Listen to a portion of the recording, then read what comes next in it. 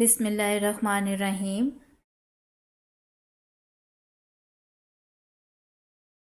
Dear students, Assalamu alaikum. My name is Nosheen Kamran and I am your science teacher.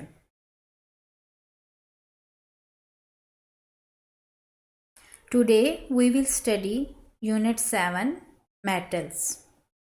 In this unit we will study metals and their properties.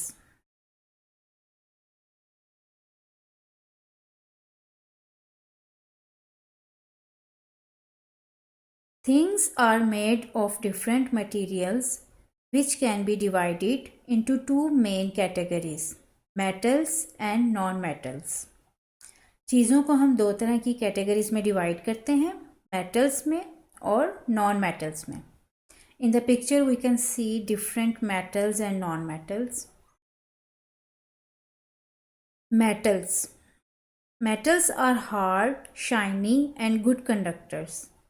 They are used for different purposes.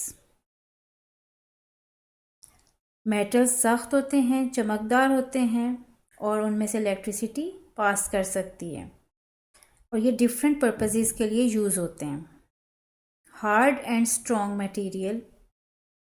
Metal particles are strongly connected with each other.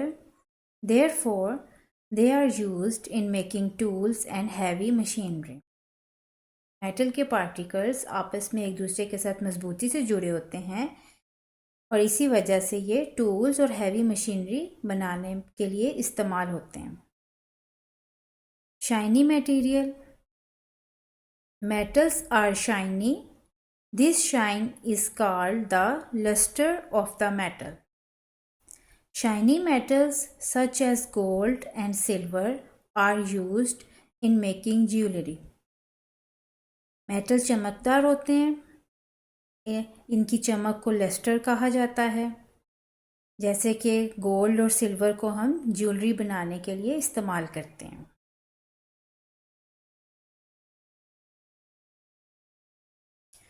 Conduction of heat. Hold a metallic rod in your hand. Place the other end of the rod in the flame of a candle. Soon we can feel heat at the other end of the rod. This is because heat can pass from one end of a metal to the other. This property is called conduction of heat.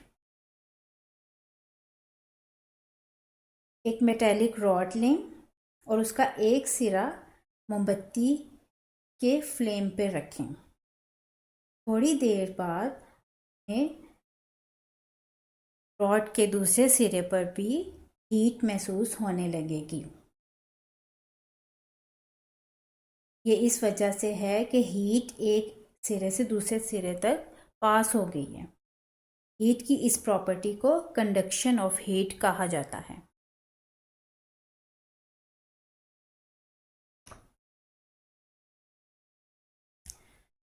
Due to this property, metals such as iron and steel are used in kitchen utensils for cooking food. Metal की इसी property की वजह से iron और steel जो है वो kitchen के बर्तनों में खाना बनाने के लिए इस्तेमाल किए जाते हैं. Conduction of electricity. Metals are good conductors of electricity. Due to this property, different metals are used in many devices. For example, copper is used in making electrical wires. Silver and gold are used in computers and mobiles. Metals में से electricity pass होती है और इसी property की वजह से metals को मुख्तलिफ डिवाइसेस में यूज़ किया जाता है. जैसे कॉपर को इलेक्ट्रिकल वायर्स में यूज़ किया जाता है, गोल्ड और सिल्वर को कंप्यूटर्स में, मोबाइल्स में. इसी तरह इलेक्ट्रॉनिक्स की मुख्तलिफ चीज़ों में मुख्तलिफ मेटल्स को यूज़ किया जाता है. Magnetic materials. Materials that are attracted to magnets are called magnetic materials. These materials are usually made up of metals. However, all metals are not magnetic. Due to this property, metallic trash can be separated from landfills by using huge magnets.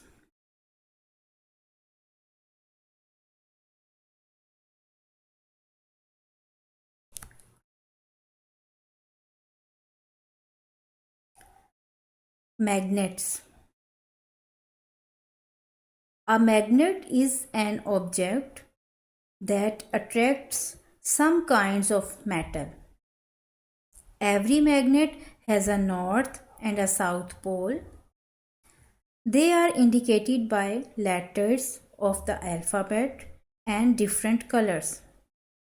The N stands for the North Pole and S stands for the South Pole. When the poles of two magnets are put together, they behave different. Magnet क्या होता है? Metals. A magnet is an object that attracts some kinds of metals. Magnet वो object होता है जो कुछ metals को attract करता है अपनी तरफ. मैग्नेट के दो पोल्स होते हैं, एक को नॉर्थ पोल कहा जाता है और एक को साउथ पोल कहा जाता है. नॉर्थ पोल को कैपिटल N से जाहिर किया जाता है और साउथ पोल को कैपिटल S से जाहिर किया जाता है. जब नॉर्थ पोल और साउथ पोल को रखा जाता है तो ये मुख्तलिफ तरह से बिहेव करते हैं. When the same poles of two magnets come close, they repel. अगर दो मैग्नेट्स के एक जैसे पोल्स, चाहे वो दोनों साउथ पोल हों या वो दोनों नॉर्थ पोल हों, तो वो एक दूसरे को रिपेल करेंगे, एक दूसरे को परे धकेलेंगे. When two different poles of magnets come close, they attract each other. और जब दो मुख्तलिफ पोल्स, एक नॉर्थ हो जाएगा एक साउथ, उनको एक दूसरे के करीब लाया जाएगा दो मैग्नेट्स के पोल्स को, तो वो एक दूसरे को अट्रैक्ट करेंगे, मतलब एक दूसरे को अपनी तरफ खींचेंगे. The ability to attract or repel each other depends on the distance between two magnets. The more the distance, the weaker is the attraction or repulsion between them. Magnets do not attract or repel each other if they are at a great distance.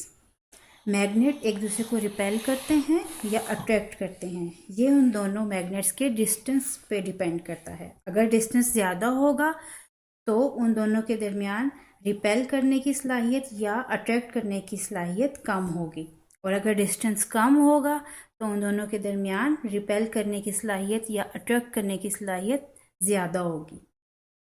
इस unit में हमने metals और magnets इन दोनों के बारे में पढ़ा. Thank you.